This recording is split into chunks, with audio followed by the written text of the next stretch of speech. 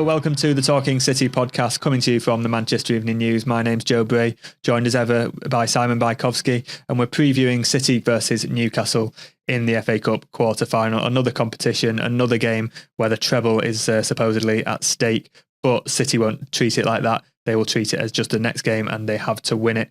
We've also just learned that City will face Real Madrid in the Champions League quarter-finals. What a draw that is. We'll be discussing that shortly. Simon, are you looking forward to a break from the Premier League? Another meeting of City versus Newcastle?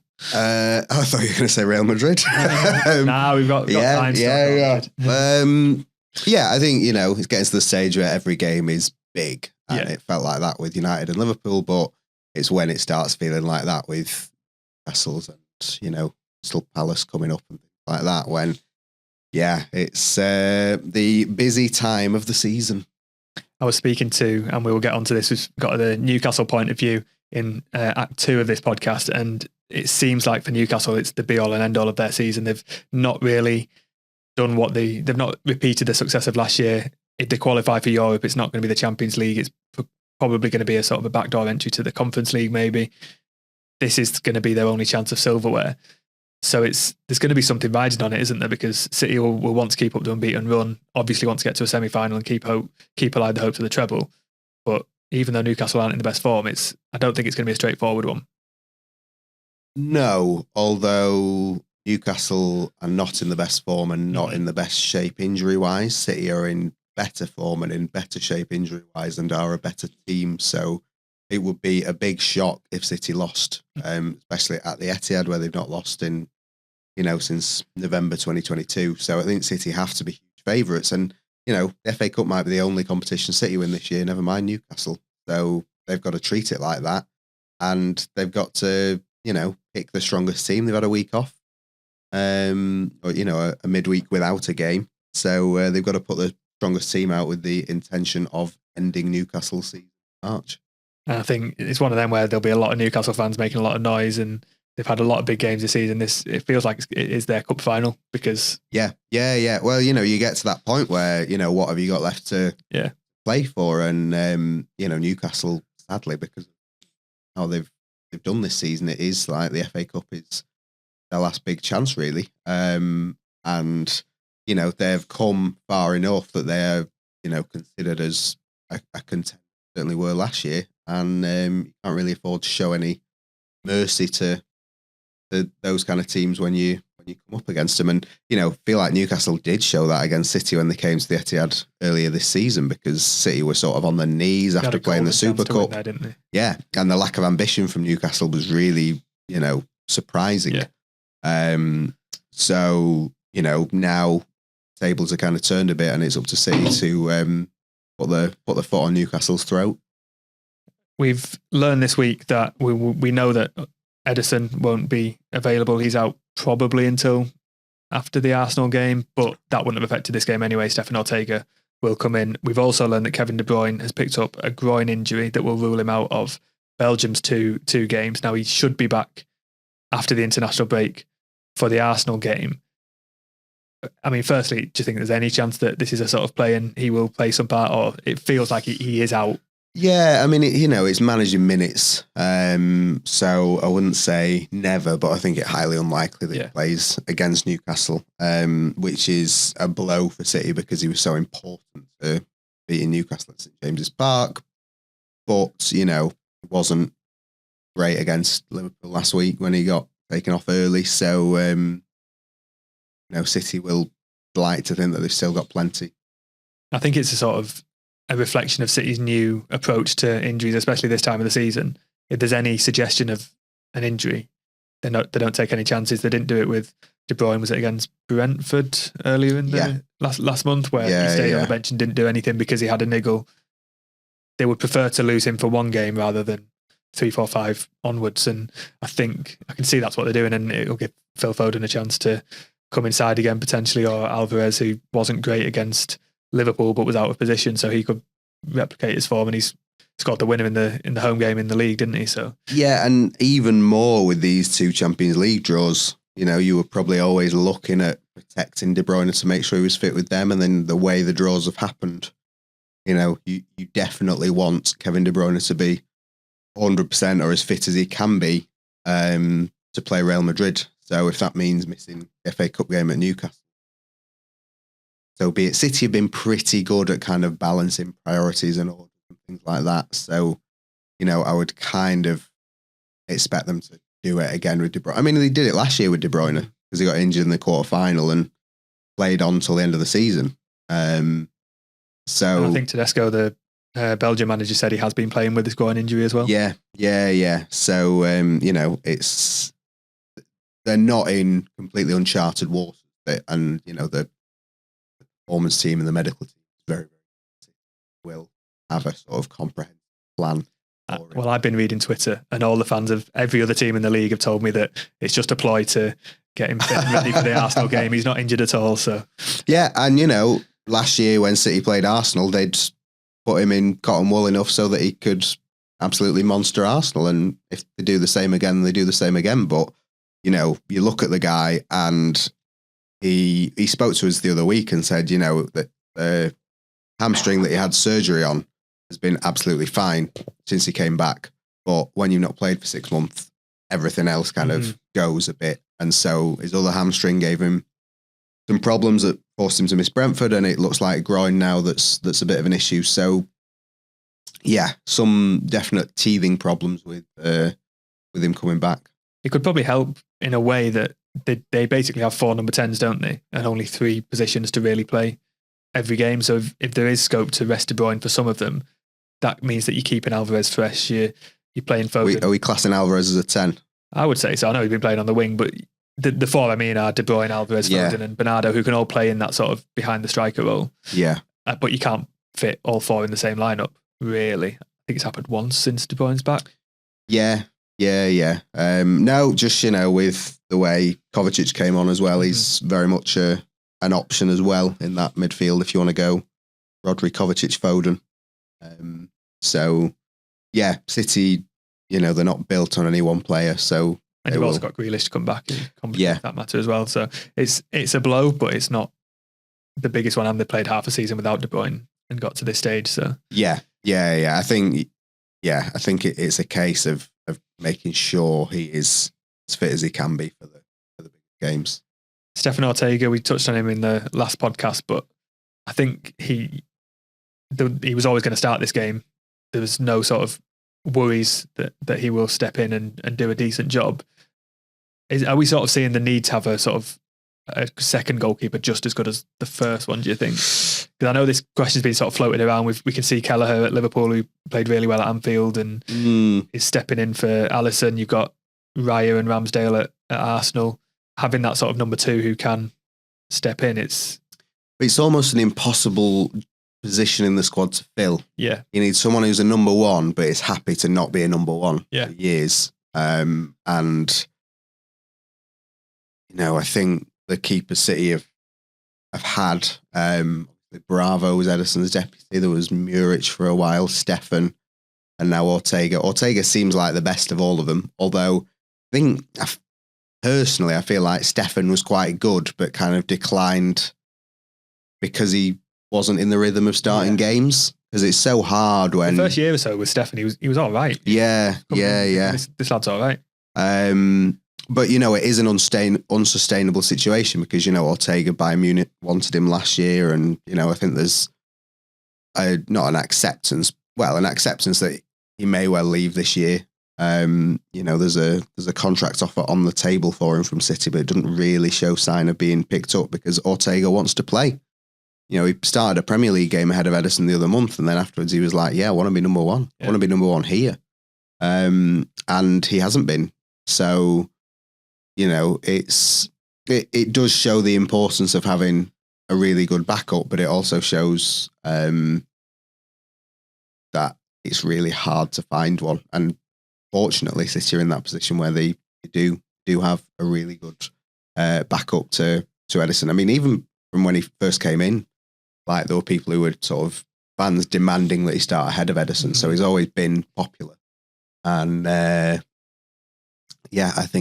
don't think there will be anyone worried that he's starting on Saturday.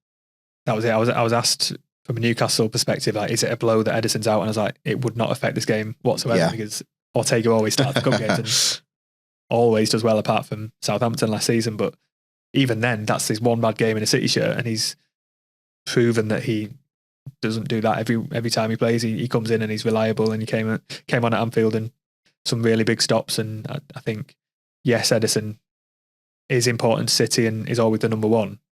But if Ederson was out for the rest of the season, I don't think it would disrupt City's rhythm too much. Let's get on to the Champions League draw. We were recording this just after learning that City have probably the draw that they didn't want. It was one of the teams that Guardiola said he was scared to get, but also said they'll be scared to get City. Third year in a row, City have Real Madrid. Quarter-final this time. It was a semi-final last two times. Yeah. Just sick of City getting easy draws. When will City get a hard team like Liverpool have?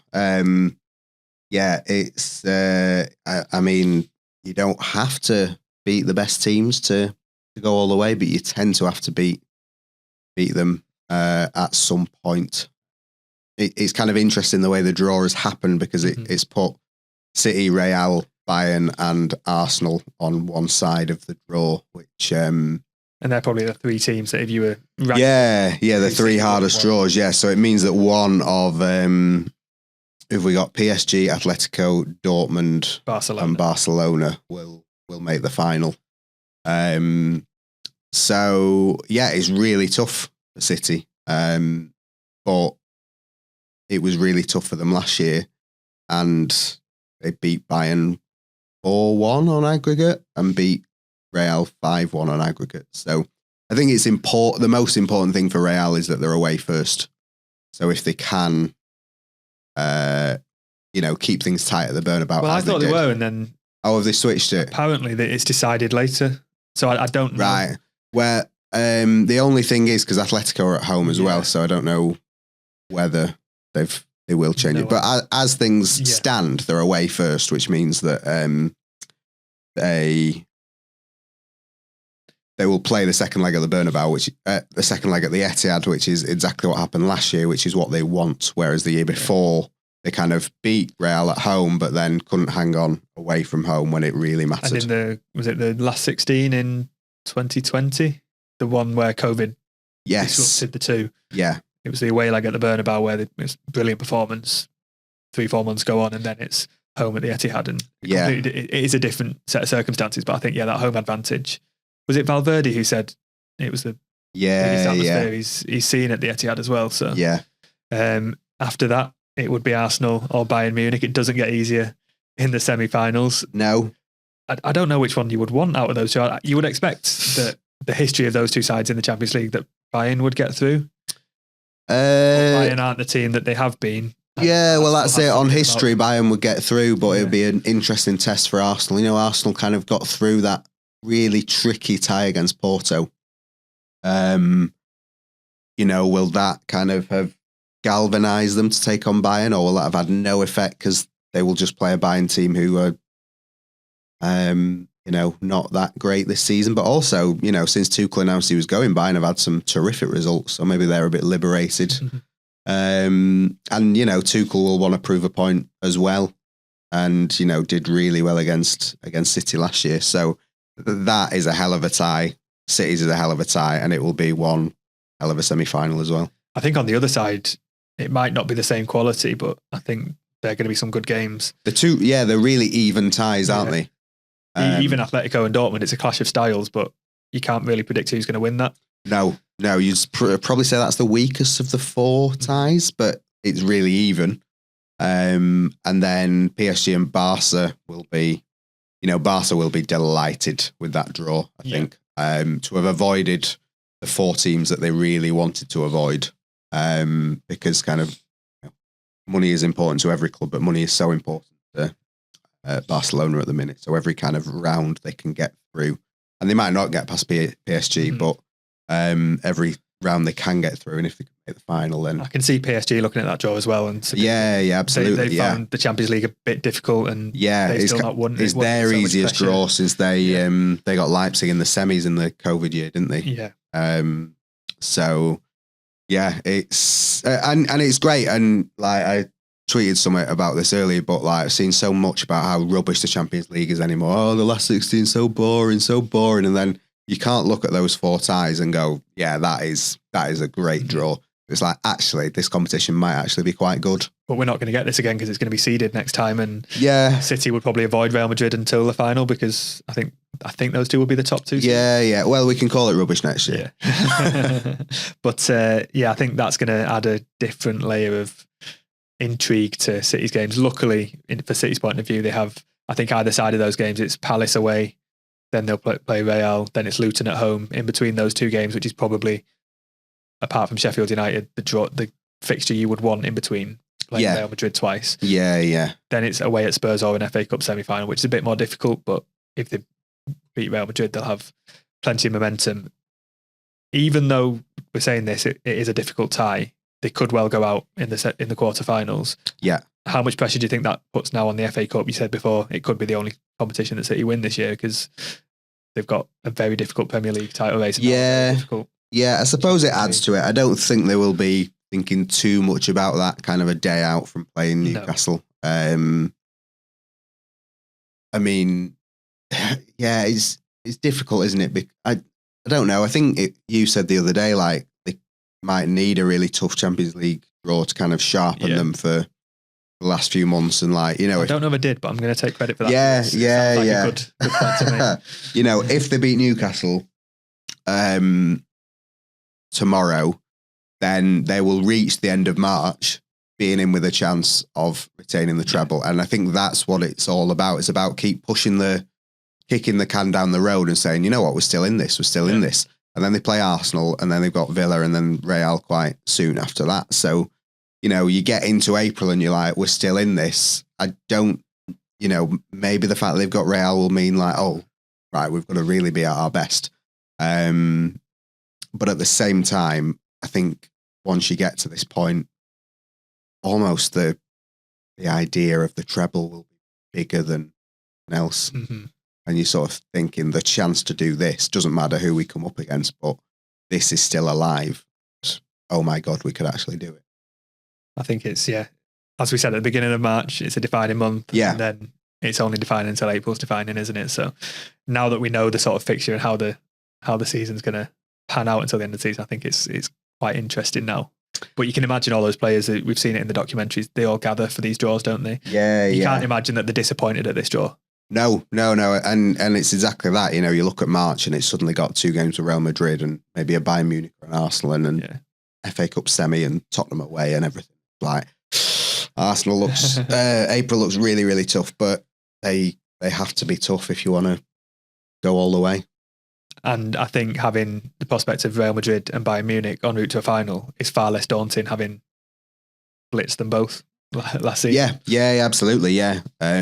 City know they can do it, and Real and Bayern will be a bit wary of City. Nobody will have wanted to draw City in the quarters or the semis or the final. They'll just hope that someone else knocks them out for them. So they will have to come to the Etihad knowing that they got battered the last time they were here. Makes for some very interesting few weeks and months in the run into the end of the season.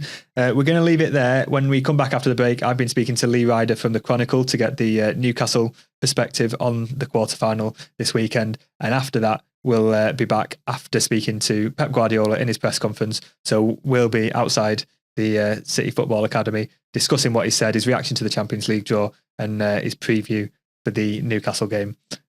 Back in a minute.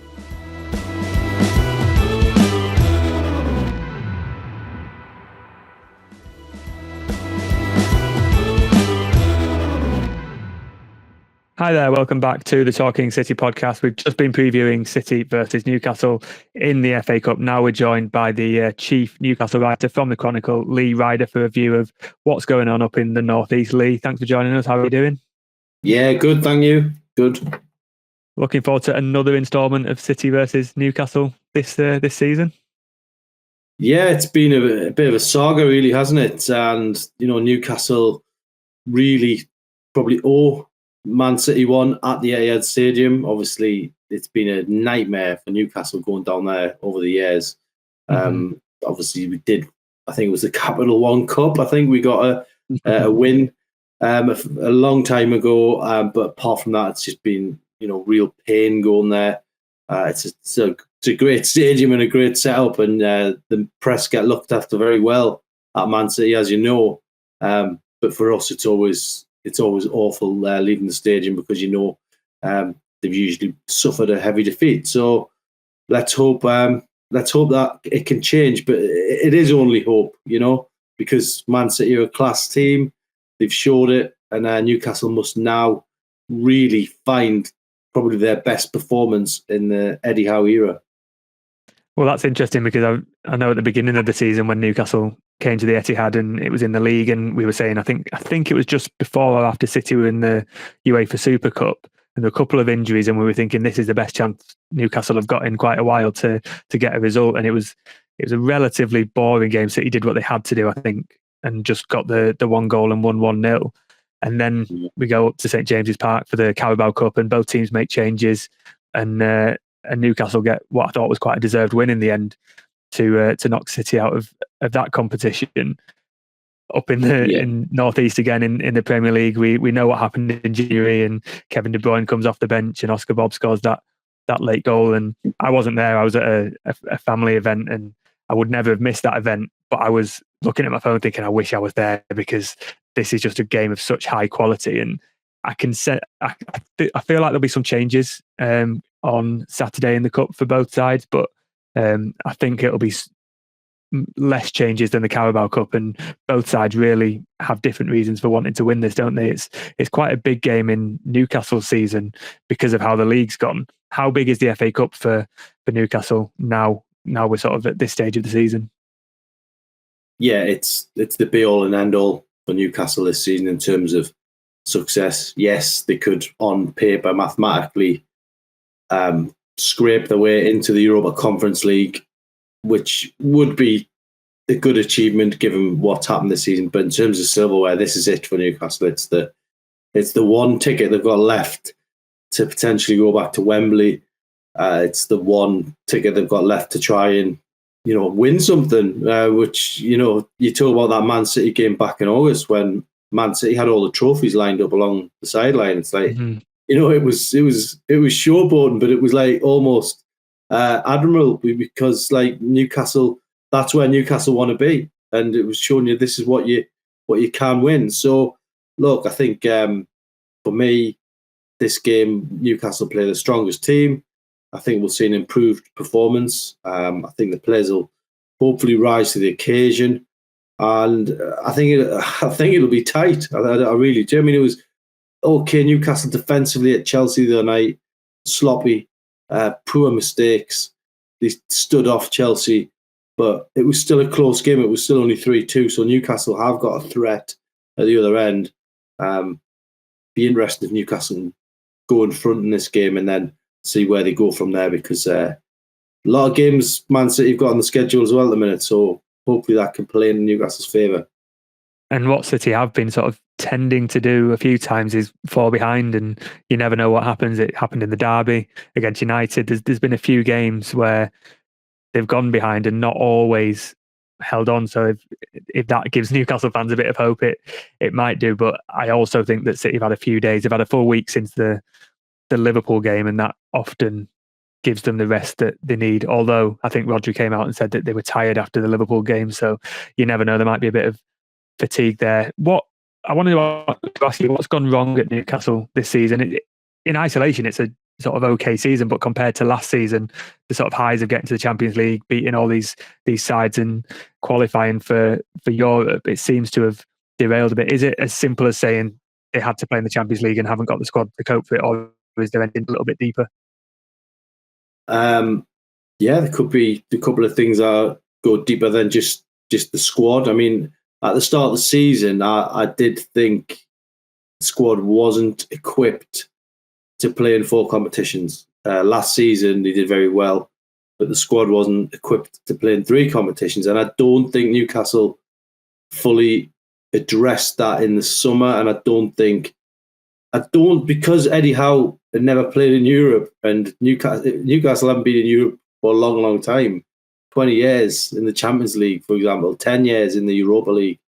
I think there was a lot of, not naivety, but a lot of inexperience of not being able to cope with the 3 games. We started off fine, picked up 4 points in the first 2 Champions League games, walloped PSG.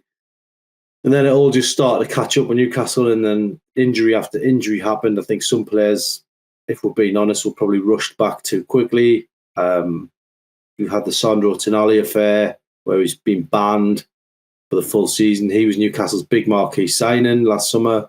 He hasn't been able to play. Very frustrating on that score.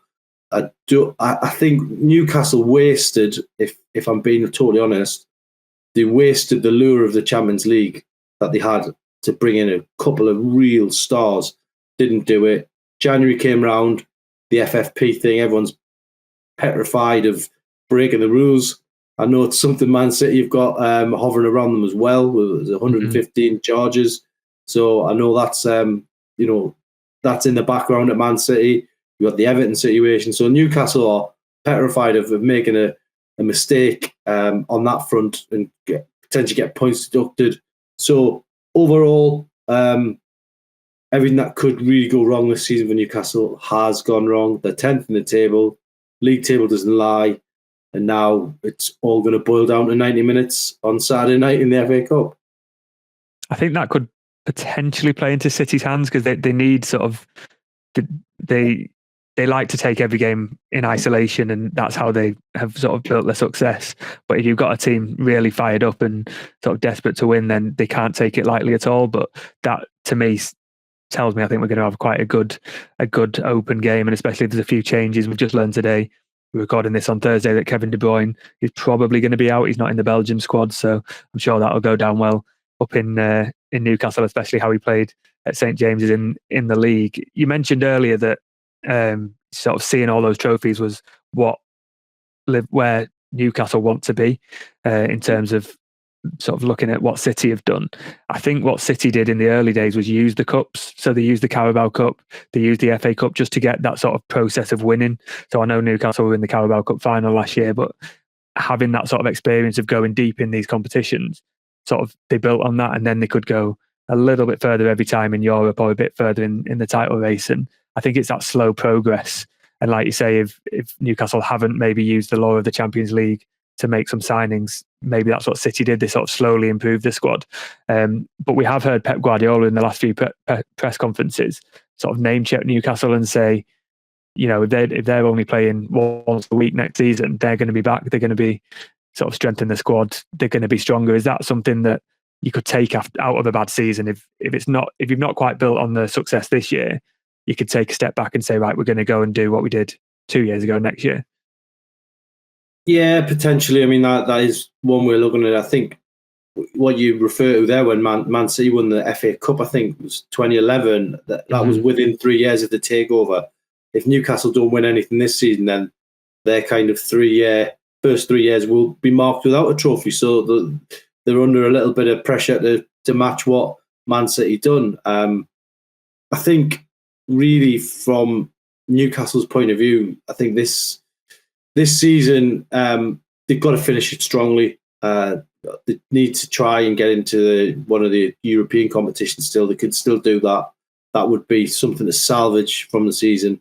But yeah, next that is, it conflicts, doesn't it? Because if they do that, then they've got the Europa League. We know what that's like.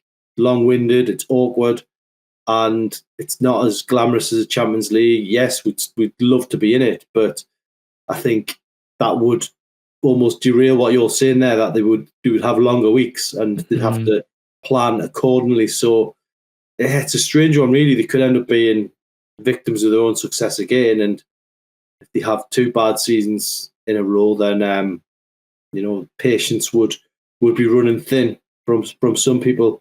And Man City had to do it, change manager. Personally, I quite like Eddie Howe. I think he's very good. He's very thorough. He's very good with the press. But this season, I think he knows that Newcastle can't get away with finishing 10th or 11th, they've got to have a strong finish. So, and he knows that. He knows the price on the ticket. So it's an intriguing few months ahead at Newcastle. And it's interesting that an FA Cup can really change the perception of a season, can't it? If Newcastle don't finish as strongly as they want in the league, if they come away with an FA Cup and they've got that trophy to parade around, you can say, right, we've done this at least. And I wasn't expecting there to be so much riding on this game, really. We're sort of focusing on City's treble chances and can they continue to go on to the end of the season with that sort of double treble on the line. But the fact that there's a lot on the line for Newcastle as well is going to make it quite an interesting game. There'll be obviously a big following from Newcastle as well, which will always, I feel it makes the atmosphere a bit better when there's 7,000-8,000 away fans there at the Etihad as well. Just before we go, what is the sort of outside view on the title race? We're in the middle of City have played United, they've just played Liverpool, really high quality game. They've got Arsenal after the international break. These games are going to define the title race. What's the outside view on sort of what an unprecedented 3-horse title race? Yeah, well, I watched the Man City game against Liverpool on Sunday with great interest for all different reasons. One, I'm a football fan, but two, obviously, I know we're playing Man City next, and Man City probably could have won it. I think they hit the post, didn't they, through Doku, and they could have won that game. And I think that would have put Man City firmly in the driving seat. I think Arsenal are stronger this season and they're driven from last season's disappointment and talk that they bottled it. I think they'll be mentally stronger this season. I think Arteta will use that to his advantage to motivate the players. But then you've got the Jurgen Klopp factor. He's obviously leaving and he wants to leave with that Premier League trophy in his hands. I think out of all the competitions Liverpool can win this season, the one that he wants to put on the table is the title, and then he walks away from Liverpool, job done. So I think there's all types of different factors. I mean, Man City are world class. Liverpool are motivated by Klopp, and then Arteta and Arsenal, they're motivated by what happened last season. So I think it's going to go right the wire. I think it will be a 3-horse race all the way to the last 2, 3, 4 games, where it's normally down to 2. Could even go to the last game of the season, which would be really exciting to watch. And I know that cuts deep into Man City's tapestry, doesn't it? The Aguero situation. So yeah, I think if you're pushing me for who I think will win it, I think Liverpool will. I think Liverpool will get over the line for Klopp. But it's going to be close and it's going to be really good to watch. It's really hard to call. You think you can settle on an answer, and then you think, but Arsenal are scoring all these goals and have better goal difference, and City have the experience and obviously the Klopp factor. I think the City Arsenal game coming up is going to be crucial. If City can win that, they've got a really good chance. But if they don't, I'm not sure they're going to do it again. But we will see. Back to Saturday's FA Cup game. Can I get a score prediction from you? Oh well, I've been through this in my mind a few times. I mean, I was fearing something really heavy at one point. Potentially leaking 4 or 5 goals away. Newcastle been defending, but I think we'll go there with a different outlook. I think it'll be tight. It'll be a huge call to say Newcastle will win it. If they did win it, then I think maybe they win it by it going all the way to penalties. But unfortunately, I've got to look at the form book and say Man City are probably going to go through, but nothing would give me greater pleasure to be proven wrong. And imagine the scenes. You've mentioned them 8,000 Geordies there. Imagine it goes to penalties and Newcastle squeak through. It will be one of the best days of my life. So I'm trying to err on the side of positivity, but there's no doubt who the favourites are in this game. I'll refrain from giving the score prediction because I'm aware that we're going to record the other parts of the podcast tomorrow, and I don't know what else. To me, it's closer than I often think when it's a City Newcastle game. So I don't know what my score prediction is going to be tomorrow, so I'm not going to give you one today. But I wouldn't be surprised if it was extra time, to be honest. I think City are going to make some changes, and I think they're a little bit tired. So I think they're at the stage of the season where they're doing what they need to do rather than blowing teams away. That might give Newcastle some hope. I don't know. Thanks very much for spending the time to join us, and see you on Saturday, and good luck from City.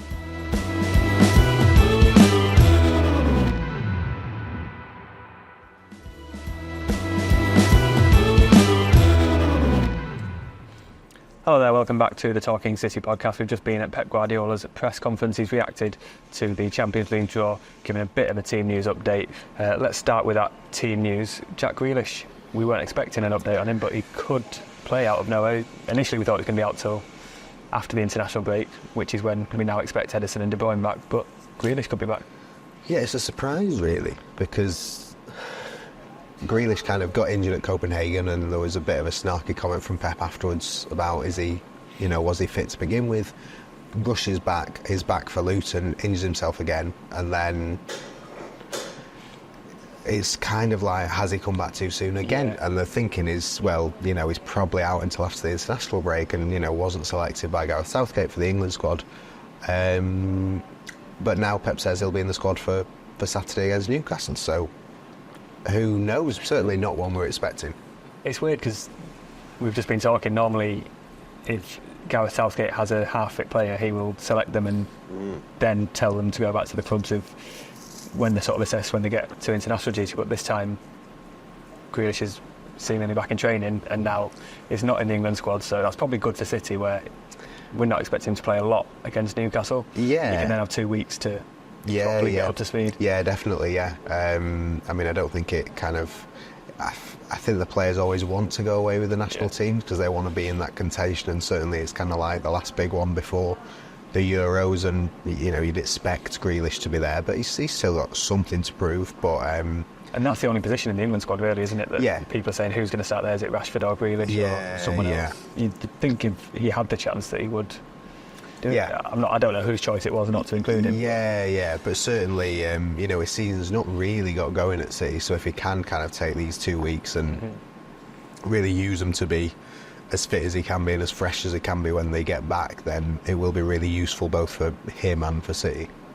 Yeah, I think Guardiola always values that time on the training pitch, doesn't he? So they don't often have a full squad, and they won't do again, but if you can have potentially De Bruyne going back to fitness, Grealish, you can have a few players there who can use that time just to get ready for the running. Yeah, and I sort of don't want to bang on about it because I feel like I always do, but City seem like a much better team with Grealish in it, and the sort of stats would back that argument up. But it hasn't always been the case that it's been felt this season, but kind of the longer it's gone on, you feel like, City are just waiting to kind of fit Grealish back in, but they've just not been able to. And the fact that Guardiola says Ederson and De Bruyne could be back for Arsenal is also better than we were expecting. Yeah, you sort of worry like, are City falling apart really? Because last season you've kind of got that was key to them winning the treble, everyone coming fit at the same time, and it might do again. But the De Bruyne getting injured, Ederson getting injured, and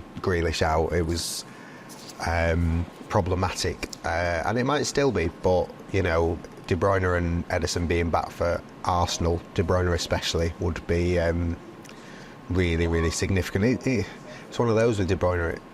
We obviously spoke about it before the press conference, and Pep was saying he played with a bit of an issue at Anfield, but every player plays with issues all the time. It was just that he felt it after the day after the game, and so they've taken action because of it. So it does seem more preventative than kind of reactive. And there was sort of cooperation with Belgium to say, listen, let's just give him a rest. And I think Guardiola's quite appreciative of that when he doesn't always get that cooperation. And it's what you need. And we've seen, this week with like Liverpool and Mo Salah in Egypt. Like, I don't think Salah's been called up by Egypt despite the fact he's playing for Liverpool, because Egypt have accepted that his body needs to rest a bit, and they're happy for them to do it in those games when he should be playing. So a good relationship with the national team and the medical staff over there is really important. But Guardiola will still say after the Newcastle game, the only thing he wants from the international break is no more injuries. It's also good that these players would probably get back, because we heard a lot of Real Madrid talk, as you would expect. Guardiola was quite, I'd say, cagey. He wasn't giving much away. He said that last season's big win wouldn't affect the win, the quarter-final. He wasn't he wasn't giving anything away, but then you've got cheeky Bajkowski saying, why not? We can win it.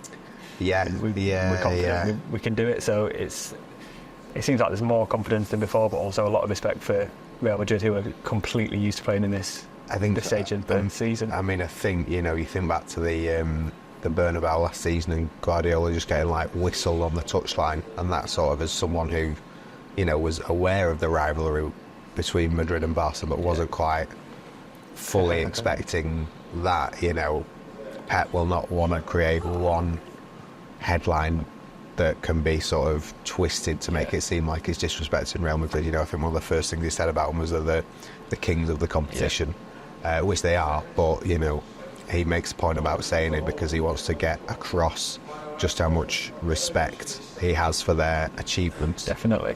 It's, I'd not thought about that he will know more than anyone that his comments will be scrutinised up back into Spain. Yeah, people will be looking to see what he said that could be construed as damaging to them.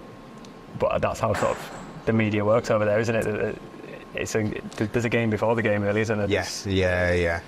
Whereas media over here is perfect. We're lovely. We treat him with plenty of respect. Back to Newcastle, we know that now Grealish is in the squad.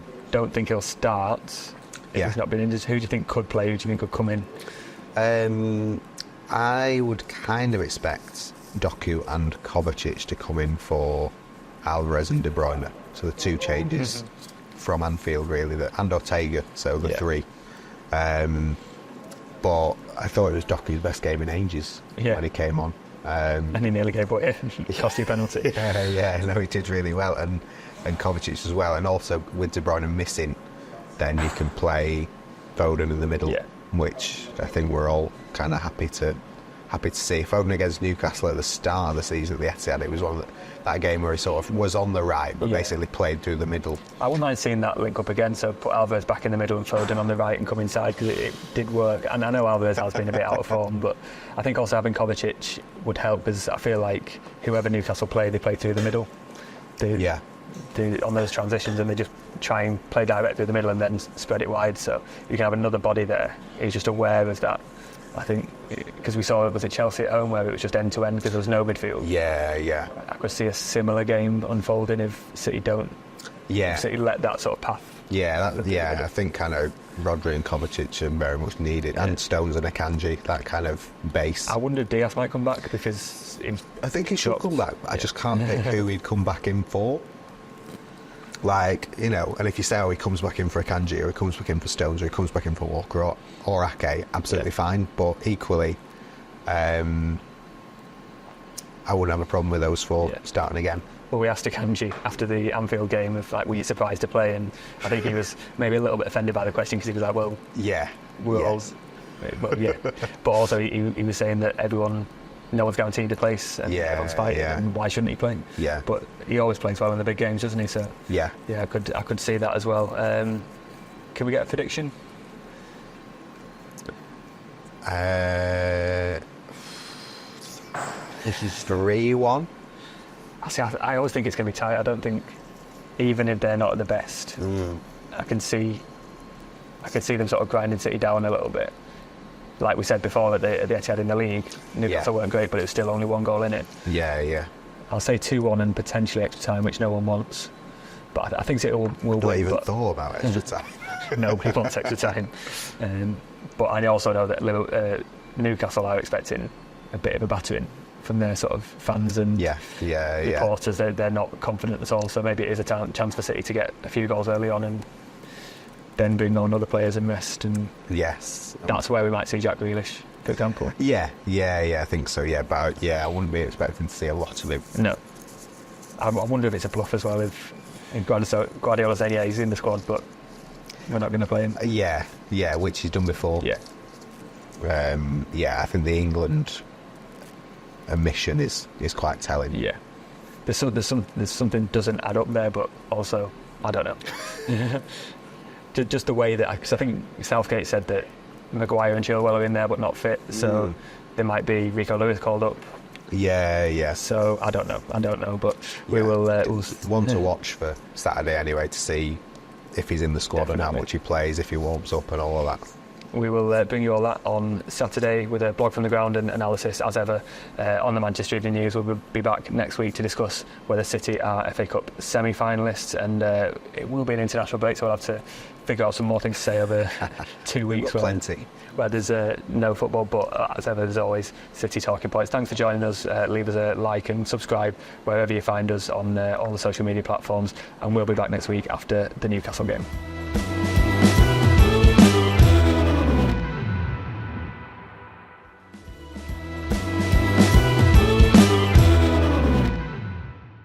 Afternoon, guys. Hope you're well. Same process as ever. Mics on either side. Please raise your hands. Let us know you'd like to ask a question, and we'll set an embargo partway through for 10:30 this evening.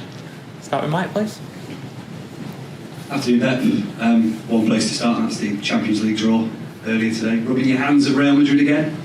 Sorry? Rubbing your hands, excited by the prospects of Real Madrid again? Yeah, we don't have another option. Yeah, it looks like a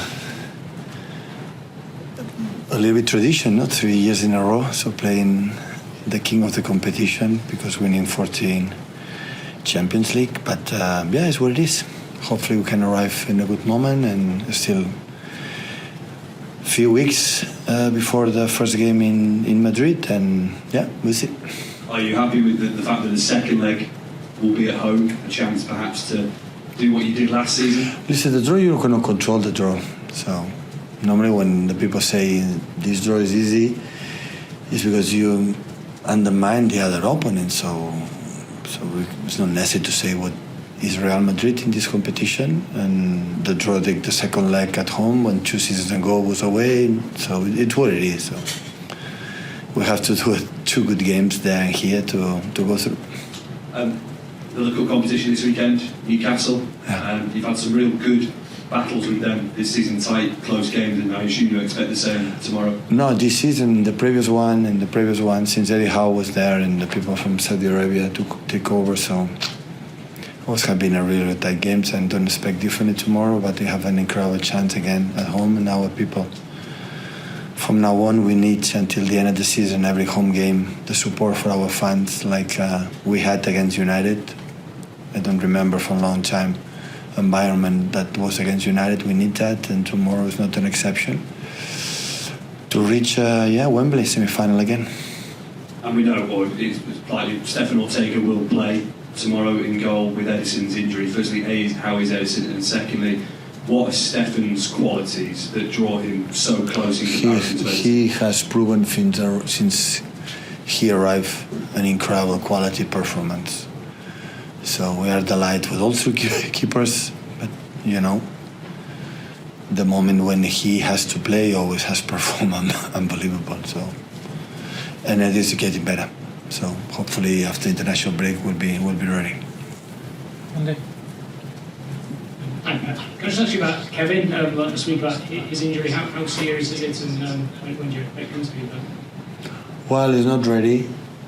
He already played in Anfield with some problems,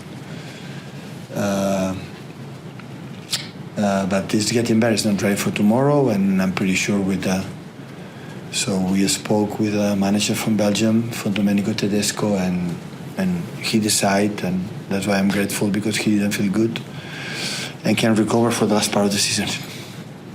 When you say you played at Anfield with some problems, how long has this been an issue?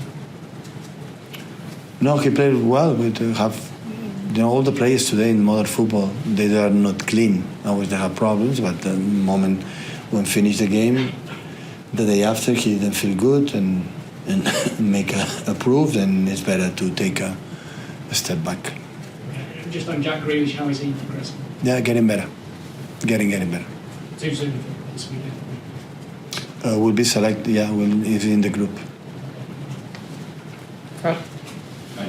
Just coming back quickly to the Champions League draw, is it special that obviously after so many years after you left Spain, and the rivalry between Barcelona and Real Madrid got part of your life since you were playing, is it special that now they are back, actually got a routine in a way, like you said, it's the 3rd season in a row?